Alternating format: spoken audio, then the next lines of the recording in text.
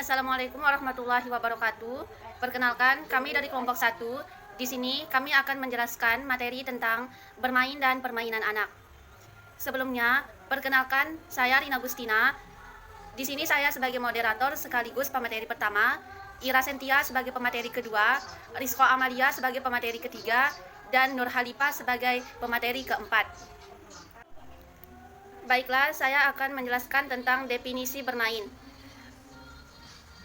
Bermain merupakan kegiatan yang dilakukan oleh anak untuk memperoleh kesenangan tanpa memikirkan hasil akhir dari permainan tersebut. Definisi permainan anak. Secara bahasa, permainan berasal dari kata main yang mendapatkan imbuhan pe dan akhiran an. Kata permainan merupakan bentuk kata benda dari main. Sebagai kata kerjanya yaitu bermain. Sebagai kata benda, permainan atau game dan atau mainan atau toy. Manakala game mungkin dapat diartikan sebagai pertandingan. Yang ketiga yaitu karakteristik permainan dan bermain. Berdasarkan penelitian yang dilakukan oleh Susanna Millier et al. Gervais, Rubin, Payne, dan Penderbeck, diungkapkan adanya beberapa ciri kegiatan permainan, yaitu yang pertama, dilakukan berdasarkan motivasi intrinsik, maksudnya muncul atas keinginan pribadi serta untuk kepentingan sendiri. Yang kedua, perasaan dari orang yang terlibat dalam kegiatan bermain diwarnai oleh emosi positif. Yang ketiga, fleksibilitas yang ditandai dengan mudahnya kegiatan beralih dari satu aktivitas ke aktivitas yang lain. Yang keempat, lebih menekankan kepada proses yang berlangsung daripada hasil akhirnya. Yang kelima, bebas memilih. Ciri ini merupakan elemen yang sangat penting bagi konsep bermain pada anak kecil. Yang keenam, mempunyai kualitas pura-pura. Kegiatan bermain mempunyai kerangka tertentu yang memisahkan dari kehidupan nyata sehari-hari. Yang ketujuh, bermain pada masa anak-anak mempunyai karakteristik tertentu yang membedakan dengan permainan orang dewasa. Selanjutnya, karakteristik bermainan anak antara lain, yang pertama, bermain relatif bebas dari aturan-aturan, kecuali mereka membuat aturan sendiri.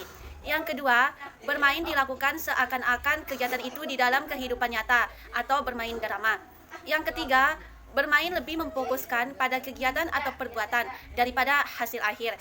Yang keempat, bermain memerlukan interaksi dan keterlibatan anak-anak.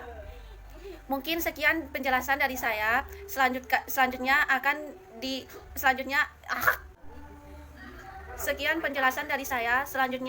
dilanjutkan oleh Saudari Ira Sentia. Kepada Saudari Ira Sentia, saya persilakan.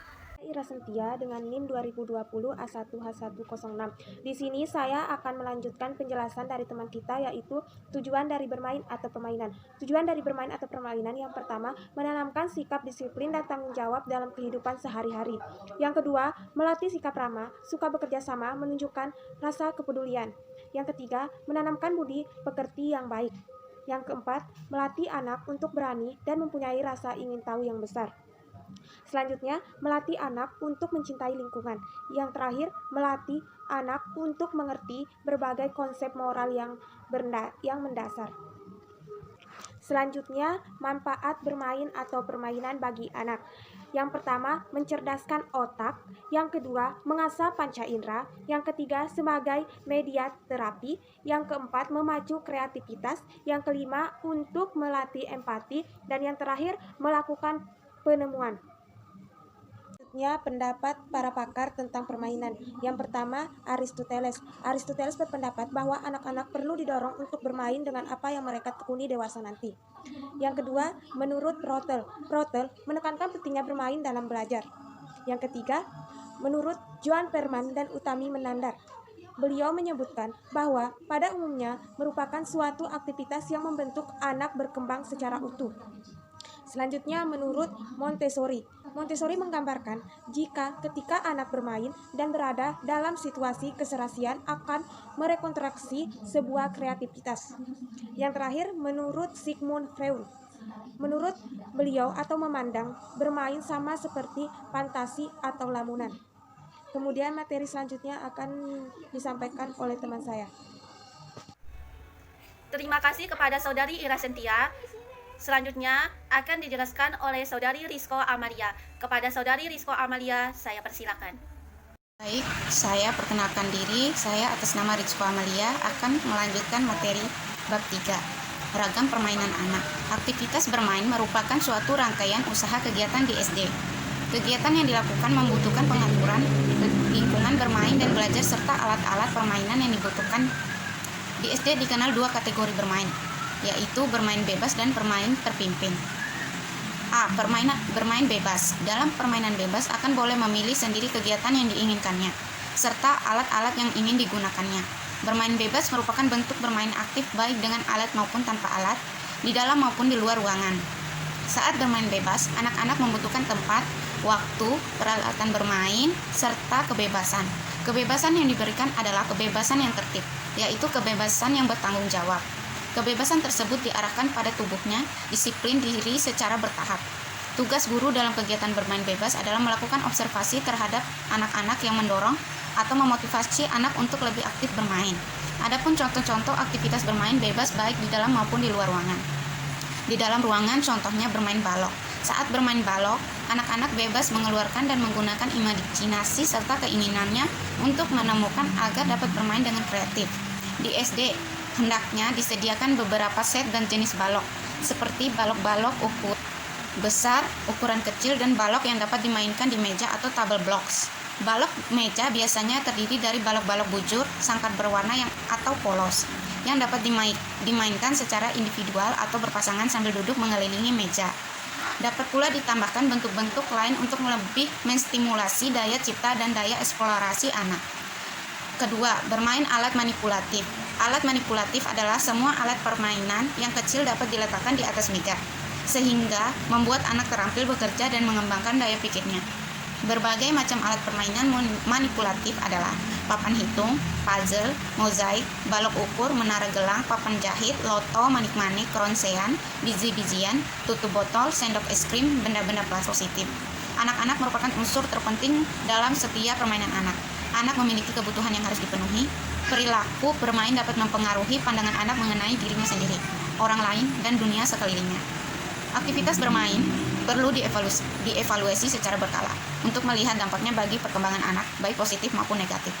Contoh aktivitas bermain terpimpin. Contohnya permainan dalam lingkaran, sapu tangan, dan bola.